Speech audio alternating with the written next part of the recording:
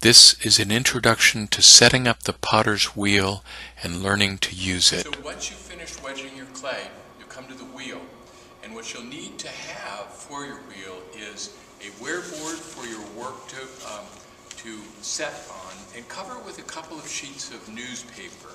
You don't need a lot of sheets, but just enough to pull the water away and keep the wear board from getting so dirty. You'll also need a bucket of it's called the slip bucket, and it has water. You'll notice that it's filled up to just about an inch from the top. That's really important because it makes the water easily accessible to use. The tools you'll need, you may not use all of them every time that you're working on the potter's wheel, but you need a sponge, you need a wire. It's good to have your wooden rib, your metal rib, and also your wooden knife. These tools may come in useful as you're working. For cleanup, you're going to want to have the large sponge. Those are over by the sink. And also your towel to just dry your hands off. So as you're setting up the wheel, one of the things that you want to be sure to do is to have it so that nothing can get caught in the spinning of the wheel.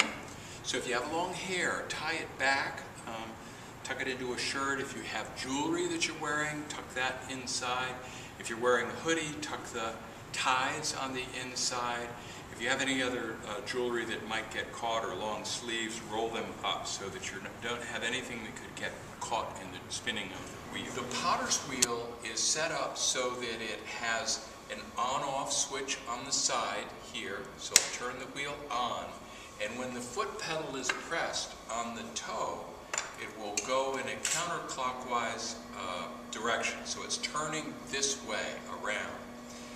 The reason for that is historically wheels were powered by kicking, and 90% of the population is right-handed, 90% of the population is right-footed, so it was easier to kick the wheel and have it spin this way. When you're working on the wheel going in a counterclockwise direction, you want to work on the right-hand side with your hand so the clay flows away from your fingers, as opposed to working on the left-hand side where the clay would jam into your fingers. The advantage of using the wheel going in the counterclockwise direction is that all the wheels in the country go that way. It's the historic way that the wheels were aligned to run. Some of the wheels in our studio can be switched, so they'll go either counterclockwise or clockwise. I'd encourage you to stay with counterclockwise because you'll always be able to work on wheels every place. If you get into a studio that doesn't have wheels that go both ways, it might get confusing. To power the wheel, as I was saying before, you're going to step on the toe, so the foot pedal is going to press down. It's like the accelerator of a car, and go faster and faster and faster. Unlike an accelerator for a car, when you take your foot off, it maintains that speed. You'll need to then press on the heel to slow it down and stop it. Some people like to leave their foot on the foot pedal so they can control the speed and vary it. Some realize that they do that excessively, so they're racing their wheel and stopping it, and racing and stopping it.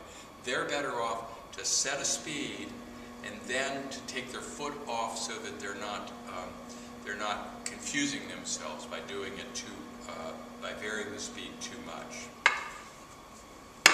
The splash pan for the wheel clicks onto the wheel with these tabs that press down on the side so it moves away. And this splash pan is used to capture water and slip so that it doesn't come off the wheel and onto your pants. Because as we're working with it, you're going to have water on the wheel and it gets caught in this tray. When you go to take this away, you can clean it, but when you bring it back, the thing that you'll have is this, it's a flange that goes into a slot right at the wheel head. So if you tuck the front edge of it down, it'll click in very easily. If you get up on top of that, it'll teeter-totter around. Then you take those two tabs and click it into place.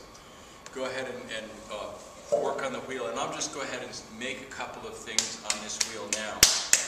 I've got my mound of clay that I just wedged up. I'm going to round the bottom part of it so that it will not capture any air pockets underneath of it as I press it down onto the wheel head. I'm going to aim for the center of the bullseye of the rings on the top of the wheel and smack it down. to turn my wheel very slowly as I pat the clay, slap it evenly on both sides, and this will help it get to about 80% centered. And centered means that it's not wobbling unevenly around the wheel. It's sort of towards the center of the wheel. The next thing that I do is I'll seal the clay where it meets the wheel head so no water gets in underneath. Water mixed with clay is called slip.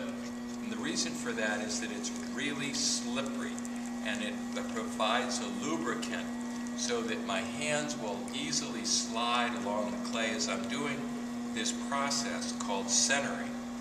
In centering, I lock my left elbow into my body and I press with my body weight into the clay right down the channel of my forearm through my thumb, which is pointed towards the ceiling, right into the wall of the clay, so that will bring the clay from being off-centered, wobbly, to being on-centered, very calm down and very smooth. So I'm pressing away at about almost 6 o'clock, if this was a face of a clock. I'm pulling towards me with the fingertips of my right hand at 12 o'clock. So it's a push away with left, pull towards you with the right, with a fairly high wheel speed. I'll put my right thumb over my left, and I'm pressing, and I'm grabbing the clay with my wrist together, and there's no space between my hands and the clay. And I'm keeping plenty of moisture on the surface of the clay so that it's shiny, it's glistening. I'm going to press down. So right thumb over left, no space between my hands and the clay, the surface is glistening with water. And I'll even paint water on the surface, slip on the surface with my fingers. My left fingers are in the inside, my left thumb is on the outside, so the clay flows away.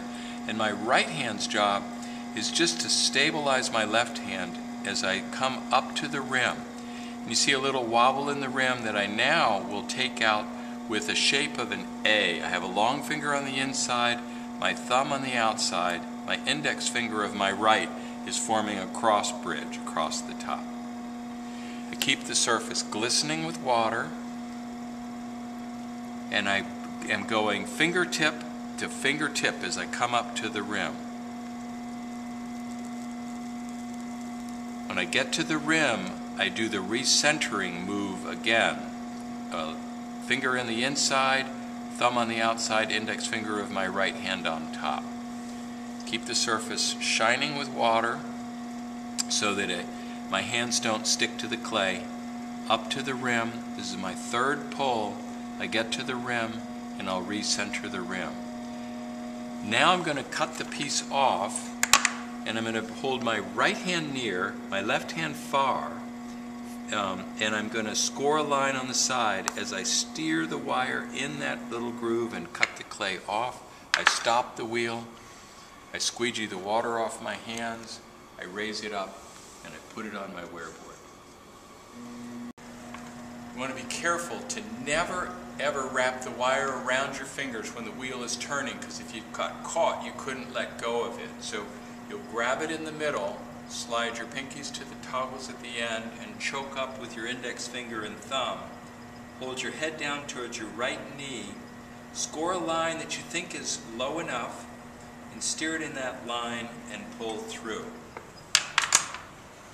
If, for example, you made a mistake and you held your wire too high and you could see the wire come through the bottom, don't panic, set your wire down and simply seal it on the inside, seal it on the outside, and then come back and recut it. So it's not lost. If you see the wire come through, you just cut too high, next time just cut lower. When you go to lift it off, go in underneath the cutoff line so you can just pick it up and set it onto the wedging surface, or onto the